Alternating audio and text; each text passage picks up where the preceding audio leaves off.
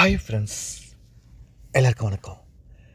நம்ம ஏரியாவில் கவிதா ஆண்டி இவங்க ஃபைனான்ஸு, சீட்டு இதெல்லாமே நடத்துவாங்க. ஒரு நாள் என் ஃப்ரெண்டுக்கு அர்ஜெண்ட்டாக ஒரு 30,000 தேவைப்பட்டுச்சு. சரி, கவிதா ஆண்டியை நான் எனக்கு ரெஃபர் பண்ணேன். அந்த ஆண்டி ஃபைனான்ஸ்லாம் கொடுப்பாங்க, நம்ம போய் கேட்டு பார்க்கலாம் வா அப்படின்னு சொல்லிட்டு நானும் பாலாஜியும் கவிதா வீட்டுக்கு போனோம்.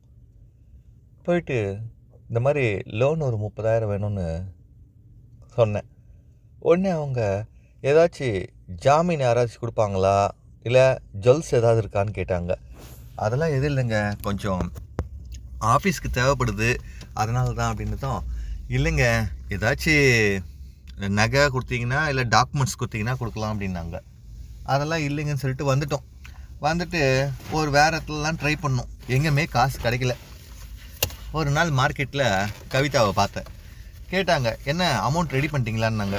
இல்லைங்க, எல்லா இடத்துலையும் ஏதாச்சும் டாக்குமெண்ட் கேட்டுகிட்டே தான் இருக்காங்க. அதெல்லாம் இருந்தால் நாங்கள் ஏன் பேங்க்கில் வாங்க மாட்டோமா, ஏன் ஃபைனான்ஸுக்கு பார்க்குறோம் அப்படின்னு. சரி, நீ ஒன்றா கேரண்டி கொடுக்குறதா தான் நான் தரேன்னாங்க. நான் உடனே என் ஃப்ரெண்டை கேட்டேன், என்னடா கரெக்டாக கொடுத்துருவியா அப்படின்னு. அதெல்லாம் கொடுத்துருண்டா அப்படின்னோம். சரின்னு சொல்லிட்டு கேரண்டி சைன் போட்டு அமௌண்ட்டு 30,000 வாங்கி கொடுத்தேன். 2 மாதம் இன்ட்ரெஸ்ட் நல்லா தான் பே பண்ணோம். அதுக்கப்புறம் கொஞ்சம் வேலையில் கொஞ்சம் கஷ்டமாக இருந்தது போல். ஒன்று எனக்கு ஃபோன் பண்ணான், இந்த வாட்டி இன்ட்ரெஸ்ட் கொடுக்க முடியலடா, கொஞ்சம் கேளுடா அப்படின்னோம். இல்லைடா, அவங்க கொடுக்கும்போது சொல்லிட்டு தான் சொன்னாங்க, ஏதாச்சும் தப்பாக நினச்சிக்க போகிறாங்கடா அப்படின்னு. சரி, நம்ம ஃபோனில் சொன்னால் நல்லா இருக்கான்னு சொல்லிட்டு கவிதா வீட்டுக்கே போனேன். போயிட்டு இந்த மாதிரி இந்த வாரம் இன்ட்ரெஸ்ட் பே பண்ண முடியாதான், ஒரு 10 days டைம் கொடுத்தீங்கன்னா கொடுத்துட்றேன் அப்படின்னு. ஒன்று அவங்க சொன்னாங்க, இதுக்கு தான்ப்பா நான் முதல்லே சொன்னேன்ல அப்படின்னாங்க. சாரி ஆண்டி, என்ன பண்ணுறது, எல்லாருக்கும் ஒரு சுச்சுவேஷனு கரெக்டாக இருக்காதுன்னு. சரி, ஒரு 10 days கொடுத்துருந்தாங்க. 10 நாள் கழித்து இவனுக்கு கால் பண்ணேன், ஏடா அமௌண்ட் ரெடி பண்ணிட்டியான்னு. இல்லைடா, இன்னும் கொஞ்சம் கஷ்டமாக தான் இருக்குன்னா.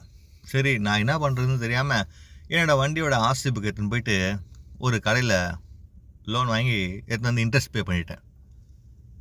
ஒன்று கவிதா கேட்டாங்க, எப்படியே அமௌண்ட் ரெடி பண்ணிட்டீங்களான்னாங்க. இல்லை, வண்டி புக் எடுத்து போய் வச்சுட்டேன் அப்படின்னு. எதுக்கு அப்படின்னாங்க. அவன் 6,000 இன்ட்ரெஸ்ட் கொடுக்கணும், என் வண்டி 6,000 போகாது, என்ன பண்ணுறது, உங்களுக்கு காசு பே பண்ணணும்ல அப்படின்னு. ஒன்று கவிதா காசு ரிட்டன் கொடுத்துட்டு போய் முதல்ல புக்கை ரிலீஸ் பண்ணுங்க அப்படின்னாங்க. ஏன் அப்படின்னு. சொல்கிறேன் அப்படின்னாங்க. சரி, நான் போயிட்டு வண்டி ஆர்சி புக்கு வாங்கிட்டேன் மறுபடியும். அதுக்கப்புறம் அவங்க வீட்டுக்கு வந்தேன். ஏங்க அமௌண்ட் திருப்பி கொடுத்துட்டீங்கன்னு. இல்லை, நீ உன் ஃப்ரெண்டுக்காக தானே வாங்கி கொடுத்த, நீ ஏன் கஷ்டப்படுற அப்படின்னாங்க. இருந்தாலும் உங்கள் காசு தானே அப்படின்னு. பரவாயில்ல, அடுத்த மாதம் வாங்கிக்கிறேன் அப்படின்னாங்க. ரொம்ப தேங்க்ஸ்ன்னு. ஆமாம், நீ எங்கே ஒர்க் பண்ணுற அப்படின்னாங்க. நான் ஒன்றே சொன்னேன், நான் பிகாம் முடிச்சிட்டேன், வேலைக்காக தான் ட்ரை பண்ணிகிட்ருக்கேன் அப்படின்னு. அக்கௌண்ட்ஸ்லாம் பார்ப்பியா அப்படின்னாங்க. பார்ப்பேன் அப்படின்னு. சரி, எனக்கும் கொஞ்சம் அக்கௌண்ட்ஸ் தேவைப்படுது, நான் புதுசாக ஒரு ஏஜென்சியை ஆரம்பிக்கலான்னு இருக்கேன், கற்பூரம், ஊதுவத்தி, பிஸ்கெட்டு அந்த மாதிரி டீலர்ஷிப் எடுக்கலான்னு இருக்கேன் அப்படின்னாங்க. சரிங்க அப்படின்னு. எவ்வளோ சம்பளம் எதிர்பார்க்குறேன்னாங்க. உங்களால் எவ்வளோ கொடுக்க முடியுமோ கொடுங்கன்னு. என்னால் 10,000 தான் கொடுக்க முடியும், பரவாயில்லையான்னாங்க. நான் ஒன்று, ஐயோ 10,000 தானா அப்படின்னு. அப்போ கேளு அப்படின்னாங்க. ஒரு 20,000 கொடுத்தீங்கன்னா நல்லா இருக்கும்னு. சரி, எப்போத்துல ஜாயின் பண்ணுறேன்னாங்க. நீங்கள் எப்போ ஆரம்பிக்கிறீங்கன்னு. நெக்ஸ்ட் வீக் பூஜை போட்டு ஸ்டார்ட் பண்ணிட வேண்டியது தான்னாங்க. நானும் ரெடின்னு அடுத்த வாரம் வரேன்னு சொல்லிட்டு வந்துட்டேன். அதுக்கப்புறம் எனக்கு கவிதை ஞாபகம் இருந்தது.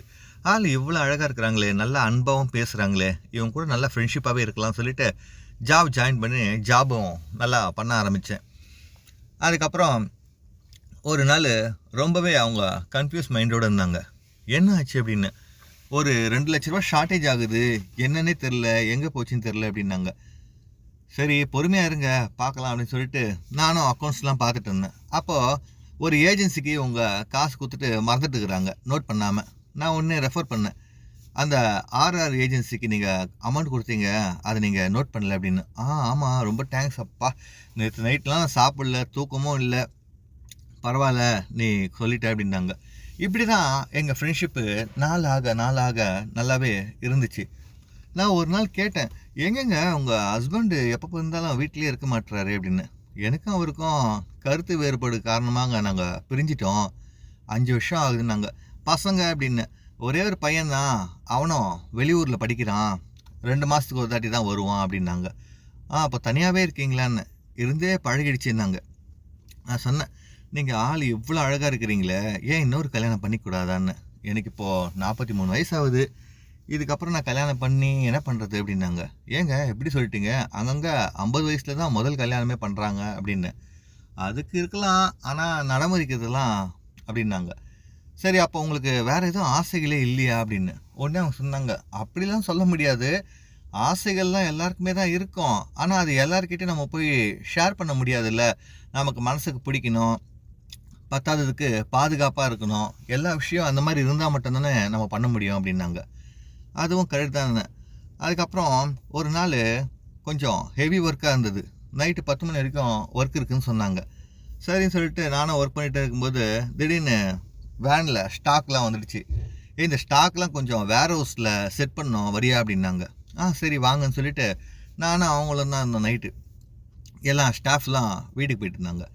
சரி, அந்த கற்பூரம், ஊதுவத்தி, பிஸ்கெட்லாம் அரேஞ்ச் பண்ணிகிட்டு இருக்கும்போது அப்படியே கவிதாவை பார்த்தேன். என்ன அப்படின்னாங்க. இல்லை, நீங்கள் கொஞ்சம் வயசு கம்மியாவோ, இல்லை நான் உங்கள் வயசாக இருந்தாலோ நான் கண்டிப்பாக உங்களை கல்யாணம் பண்ணியிருந்திருப்பேன் அப்படின்னு. ஏன் அப்படி சொல்கிறேன்னாங்க. ஆமாம், பொதுவாக பசங்களுக்கு எல்லாருக்குமே அழகாக இருந்தால், அன்பாக இருந்தால் ரொம்பவே பிடிக்கும். உங்ககிட்ட எல்லாமே இருக்குது, அப்போ எப்படி உங்களை பிடிக்காமல் போகும்னு இப்படி பேசிகிட்டே இருக்கும்போது கவிதா ஒன்றே கேட்டாங்க. சரி, நம்ம 2 பேரும் உறவில் இருக்கலாமா அப்படின்னாங்க. என்னதுன்னு. திருமணம் மீறிய உறவில் இருக்கலாமா அப்படின்னாங்க. நானும் சரின்னு சொல்லிட்டு அன்றைக்கி நல்லாவே வேலையை பார்க்க ஆரம்பித்தேன். ஏன்னா நமக்கு வேலை கொடுக்குறதே பெரிய விஷயம். அதுவும் வேலை கிடச்சிச்சின்னா அந்த வேலையை நம்ம நல்லா பண்ணால் மட்டும்தானே அவங்களுக்கு நம்மளை பிடிக்கும். நம்ம ஏதோ ஒரு கடமைக்குன்னு வேலை செஞ்சால் அவங்களுக்கு நம்ம மேலே வெறுப்பு வந்துடும். எப்போவுமே ஒரு விஷயம் நல்லா தெரிஞ்சுக்குங்க. உங்ககிட்ட ஒருத்தர் நல்லா பழகுறாங்கன்னா, நல்லா ஃப்ரெண்ட்ஷிப்பாக இருக்காங்கன்னா, அவங்கக்கிட்ட நம்ம எல்லாமே பொறுமையாக பேசணும். என்னங்க, இல்லைங்க, அப்படி இல்லைங்க, இப்படி தாங்க, மனசு சரியில்லைங்க, கஷ்டமாக இருக்குதுங்க, அந்த மாதிரிலாம் அவங்க சொல்லுவாங்க. அந்த சமயத்தில் நீங்கள் ஒரே ஒரு வார்த்தை தான் சொல்லணும். எதுக்கும் கவலைப்படாதீங்க, நான் இருக்கிறேன், நான் பார்த்துக்கிறேன் அப்படின்னு நீங்கள் இந்த ஒரு வார்த்தை சொல்லும்போது மட்டும்தான் அந்த வலிக்கு அது ஒரு மருந்து மாதிரி இருக்கும். இப்போ நம்ம பண்ணுறோமோ இல்லையோ நமக்கு தெரியாது, ஆனால் அந்த வார்த்தை இருக்குல்ல, கவலைப்படாத நான் இருக்கேன்னு சொல்கிறோமே, அந்த ஒரு வார்த்தை தான் அவங்க மைண்ட் செட்டில் ஃபிக்ஸ் பண்ணிப்பாங்க. இவனாவது நம்ம கூட இருக்கானேன்னு சொல்லிட்டு. அப்போது அவங்களுக்கு தேவையானது எல்லாமே நம்மக்கிட்ட கேட்பாங்க. எனக்கு இந்த மாதிரி இருந்தால் பிடிக்கும், அந்த மாதிரி இருந்தால் பிடிக்கும்னு.